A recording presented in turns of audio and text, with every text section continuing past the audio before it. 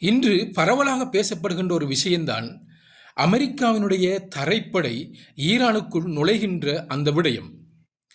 இந்த விடயத்தை பார்ப்பதற்கு முன், அதாவது அமெரிக்கா ஈரானுக்குள் தன்னுடைய தரைப்படையை அனுப்பினால் அது தனக்குத்தானே சவக்குழியை தோண்டிக் கொள்வதற்கு சமனான ஒரு விடயமாகவே ஆய்வாளர்கள் கருதுகிறார்கள்.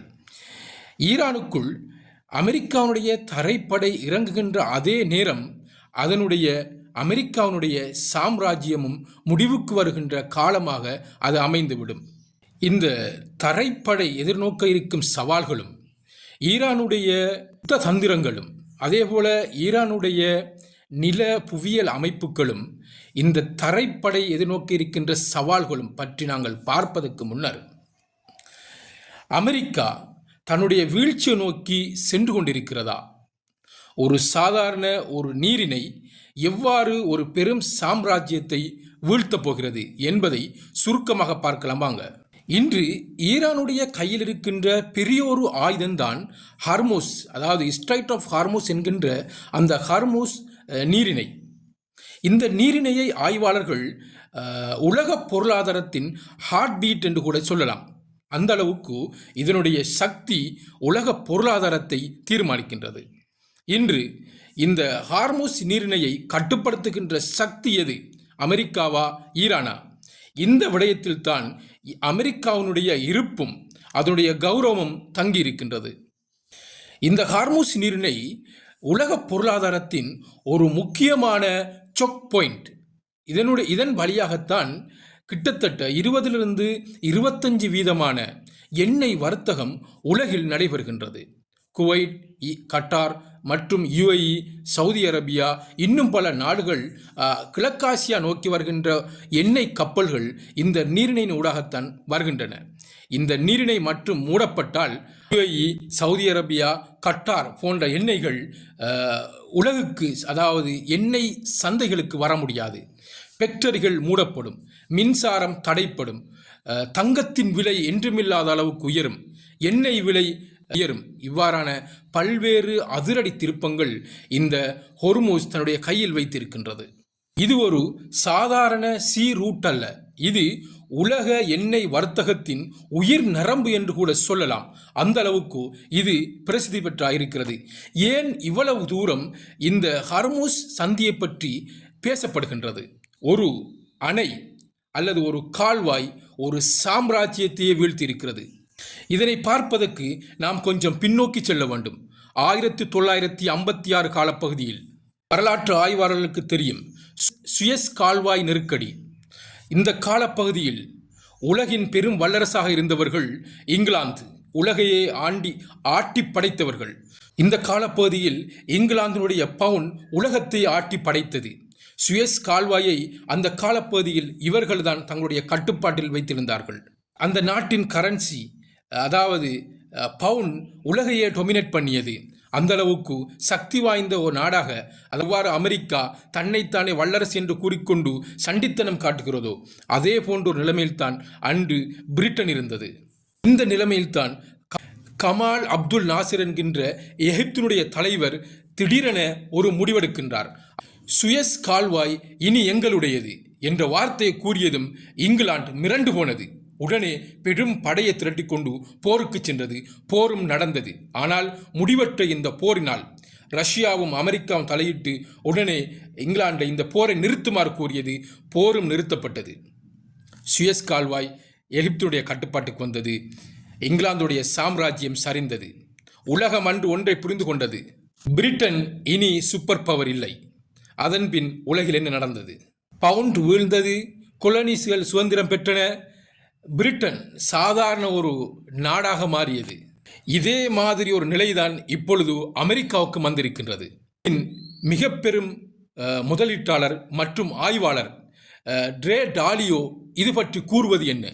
History repeated it self. அவருடைய தியரி என்ன? ஒரு நாடு உலக வர்த்தக பாதையை கண்ட்ரோல் பண்ணும். இந்த நேரத்தில் அதனுடைய கரன்சி உலகத்தை ஆளும். பிறகு ஒரு சேலஞ்ச் வரும். அந்த சேலஞ்சை ஹேண்டில் பண்ண முடியாமல் அந்த நாடு வீழ்ச்சி அடையும்.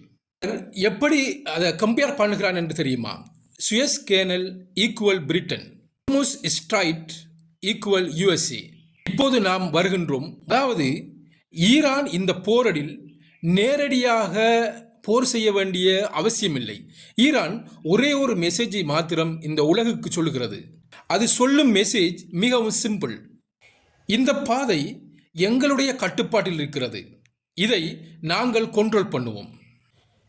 இந்த த்ரெட் மற்றும் போதும் உலகத்தையே ஷாக் பண்ண அமெரிக்கா யுத்தத்தில் கண்மூடித்தனமாக பங்கு பற்றுவதனால் அமெரிக்காவினுடைய பொருளாதாரம் மிகவும் நலிவடைந்து போயிருக்கின்றது. இது சம்பந்தமாக பார்ப்பமாக இருந்தால் கிட்டத்தட்ட அமெரிக்காவினுடைய கடன் மட்டும் $38 டிரில்லியன் காணப்படுகின்றன. மேலும் அதற்கான இன்ட்ரெஸ்டாக $1 டிரில்லியன் காணப்படுகின்றன. இவ்வாறு அமெரிக்காவுடைய பொருளாதாரம் ஆட்டம் கண்டிருக்கின்ற இந்த நேரத்தில் ஹொர்முஸ் அணை மூடப்பட்டால் அமெரிக்காவின் நிலை பற்றி இப்பொழுது சிந்தித்து பாருங்கள். யூரோப் பிளாக் அவுட், அதேபோல் ஏசியன் ஃபேக்டரிஸ் ஷட் டவுன், இதேபோன்று தங்க விலை அபரிமிதமாக உயர்வை அடையும், எண்ணெய் விலை என்றுமில்லாதவாறு விண்ணை தொடும். இந்த நேரத்தில் யார் பெனிஃபிட் அடைவார்கள்? சீனா மற்றும் ரஷ்யா, குறிப்பாக சொல்லப்போனால் பிரிக்ஸ். ஏனெனில் இந்த நாடுகள் ஒரு ஆல்டர்னேட்டிவ் சிஸ்டம் ஒன்று உருவாக்குவதற்கு இந்த நேரத்தை தமக்கு சாதகமாக பயன்படுத்த முயற்சிக்கின்றன. அதாவது இந்த ஹார்முஸ் நீரிணை திறக்கப்பட்டால் அமெரிக்காவுடைய கை ஓங்கும், அதனுடைய டாலர் மீண்டும் உலகத்தை ஆளும், அதேபோல் அமெரிக்காவுடைய செல்வாக்கு இன்னும் நீடிக்கும். இதுக்கு மாற்றமாக ஹொர்முஸ் கட்டுப்பாடு ஈரானுடைய கைக்குள் வந்து அது வரையறுக்கப்பட்டால் அமெரிக்காவுடைய செல்வாக்கு ஹொர்முஸ் அணையிலிருந்து குறைக்கப்பட்டால் அல்லது விலக்கப்பட்டால் அமெரிக்காவுடைய டாலர் கொலப்ஸ் ஆகும். அதனுடைய அந்த சூப்பர் பவர் என்கின்ற அந்த மாயை சரிந்து விழும். உலகில் இனி அமெரிக்கா ஒரு சாதாரண நாடாக மாறிவிடும். எவ்வாறு சுயஸ் கால்வாய் பறிக்கப்பட்டவுடன் பிரிட்டன் ஒரு சாதாரண நாடாக மாறியதோ, எவ்வாறு பவுண்ட் ஒரு சாதாரண நாணயமாக மாறிப்போனதோ, அதே போல அமெரிக்கா என்கின்ற நாடும் ஒரு சாதாரண நாடாக மாறும். அதன் டாலர் என்பதும் ஒரு சாதாரண பெறுமதி மிக்கதாக நாணயமாக மாறிவிடும். இந்த ஹார்முஸ் நீரிணை என்பது வரலாற்றையை மாற்றப்போகின்ற ஒரு விடயமாக அமைய இருக்கின்றது. பெரும் சாம்ராஜ்யங்கள் எவ்வாறு தங்களுடைய சர்வதேச கடற்பாதையை இழந்ததனால் தங்களுடைய இருப்பை, தங்களுடைய அந்த வல்லாதிக்கத்தை இழந்ததோ, அதே போன்ற ஒரு நிலைமை இன்று அமெரிக்காவுக்கும் வர இருக்கின்றது. அது மட்டுமல்ல, ஒரு புதிய உலக ஒழுங்கும் இந்த ஹார்முஸ் அணையை மையமாக வைத்து அதனுடைய வெற்றி தோல்வியை யார் தீர்மானிக்கின்றார்கள் என்பதை பொறுத்து மாற்றமடைய இருக்கின்றது. இவ்வாறு இருக்கின்ற இந்த நிலையில் அமெரிக்காவினுடைய ஜனாதிபதி ட்ரம்ப் அவர்கள் அமெரிக்காவின் தரைப்படையை ஈரானுக்குள் அனுப்புவதற்கான ஒரு ஆபத்தான முடிவை எடுத்திருக்கின்றார்கள். இந்த தரைப்படை ஈரானுக்குள் அனுப்பப்பட்டால் அமெரிக்கா எவ்வாறான விளைவுகளை எதிர்நோக்கும் மற்றும் ஈரான் இந்த தரைப்படையை எதிர்நோக்குவதற்காக எவ்வாறான முன் ஆயத்தங்களை அது கொண்டிருக்கின்றது என்பது பற்றி இப்பொழுது நாங்கள் பார்க்கலாம். ஈரான் ஒரு சாதாரண நாடு அல்ல, அது இயற்கையாகவே ஒரு டிஃபென்சிவ் ஃபோர்ட்ரஸ் என்று கூறப்படுகின்றது. மலைப்பகுதிகள், பாலைவனங்கள், குறுகிய நுழைவு பாதைகள், அதே போல பெரிய நகரங்கள். இந்த பெரிய நகரங்கள் கெரில்லா போர் முறைக்கு மிகவும் உகந்ததாக காணப்படுகின்றது. இவ்வாறாக ஈரானுடைய இந்த புவியியல் அமைப்புகள் நிச்சயமாக அமெரிக்க படைகளுக்கு மிக பெரும் சவாலாக அமையும். இது சம்பந்தமாக முன்னாள் CIA ஆய்வாளர் கென்னத் எம் பொலக் என்பவர் ஈரானின் ஜியோகிராஃபி தான் அதன் பிக்கஸ்ட் வெப்பன் என கூறுகிறார். அமெரிக்க படைகள் ஈரானுள் சென்றால் அவர்களால் வேகமாக நகர முடியாது, ஒரு தேக்க நிலைக்குள் மாட்டிக்கொள்வார்கள் என அவர் குறிப்பிடுகின்றார். ஒன்று, ஈரானுடைய படை அமைப்பு. ஈரானுக்கு 2 படைகள் இருக்கின்றன. ஒன்று ரெகுலர் ஆர்மி, மற்றது IRGC என்கின்ற இஸ்லாமிக் ரிவல்யூஷன் கார்ட் கோப். இதில் ஐஆர்ஜி தான் முக்கியமான ஒரு அமைப்பு. கெரில்லா தாக்குதல்கள் மற்றும் புரக்சிவார் மற்றும் அசைமெட்ரிக் போர் தாக்குதலில் மிகவும் பிரசித்தி பெற்றவர்கள்.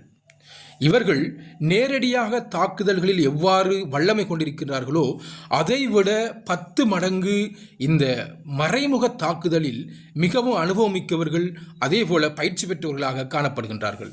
இதேபோன்று ஈரானுடைய யுத்த தந்திரங்களில் மிக முக்கியமானதான் கெரில்லா வார் முறை, அதாவது திடீரென தோன்றி தாக்குதல் நடத்துகின்ற முறை.